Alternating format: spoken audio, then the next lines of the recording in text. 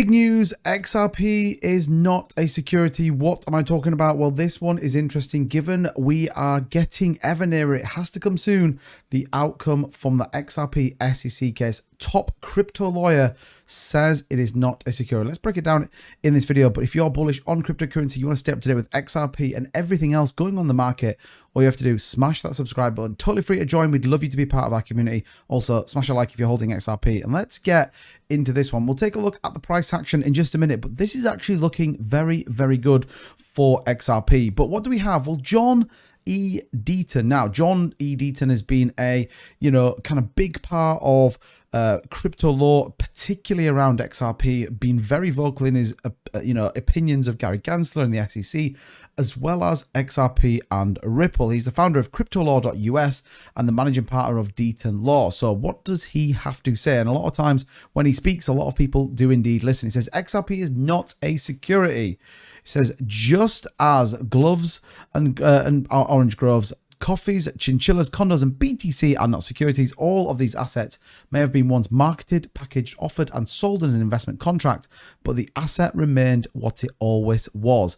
Yes, BTC was once sold as an investment contract, SEC versus Shavers, but the particular sale didn't transform BTC into anything other than what it is, a digital commodity. Judge Torres will soon be issuing her summary judgment decision regarding whether Ripple violated the law. Now, ultimately, what this all stems from is basically that the Ripple team offered XRP as a security, as in you buy it and you will get a beneficial financial return for holding that coin, and that simply just is not how it was sold. It says many experienced and smart lawyers believe Judge Torres will not comment on the token itself or the secondary sales. I disagree. In order for Judge Torres to ignore the underlying asset issue and secondary sales, she would have to ignore much of the SEC's theory regarding XRP. I believe she will address both issues head on, just as the colleagues Judge Castell, also presiding the SDNY, did in the Telegram case. These are two opinions and orders in Telegram. The second opinion making it even more clear. Here's what Judge Castro wrote in Telegram. It says the court rejects Telegram's characterizations of the purported security in the case.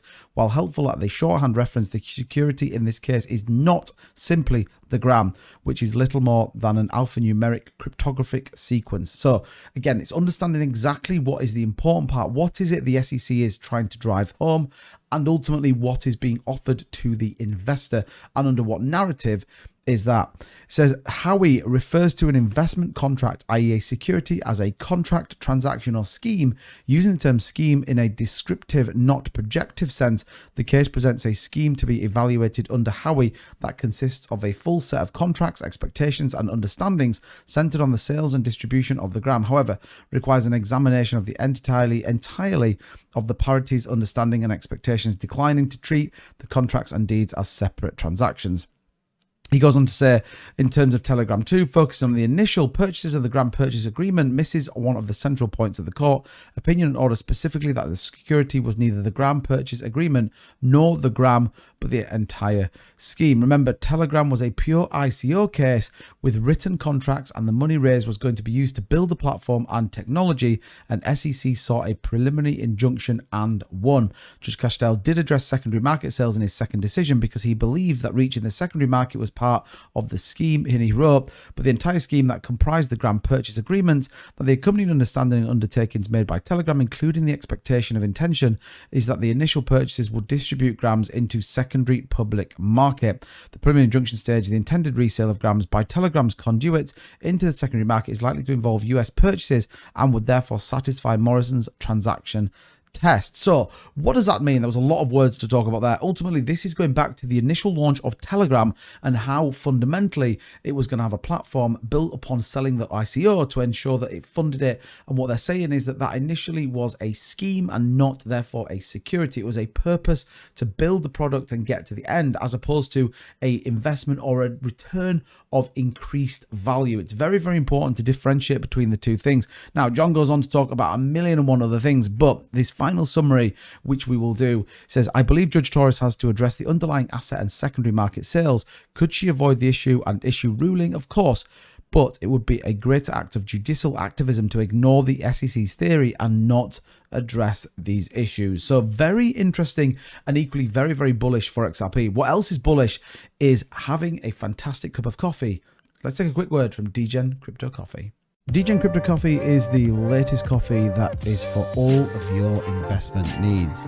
Now, DGen Crypto Coffee is sourced from fantastic local growers and ensures that you get the perfect blend for every investment decision you make.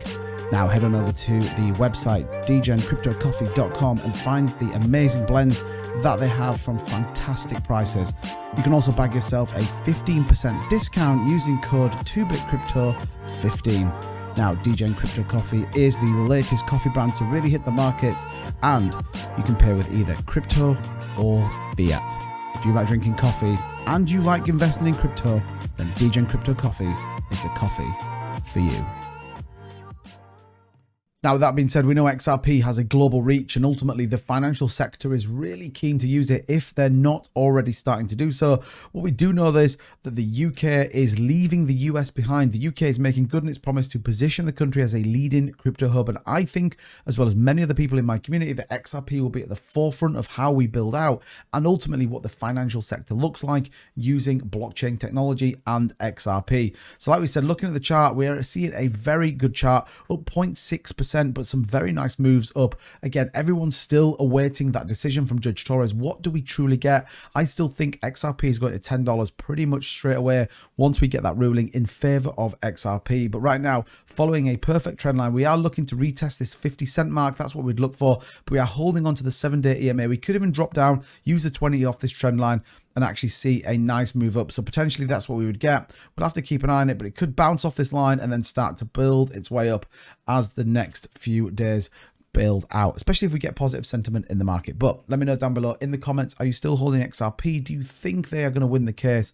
And more importantly, do you think XRP is a security? As ever, thank you so much for watching the video. Don't forget to subscribe, turn the notification bell on so you know when we upload our latest content, go live, or just drop a poll on our channel. As ever, thank you so much. Have a great day. I'll see you all in the next one. Bye-bye.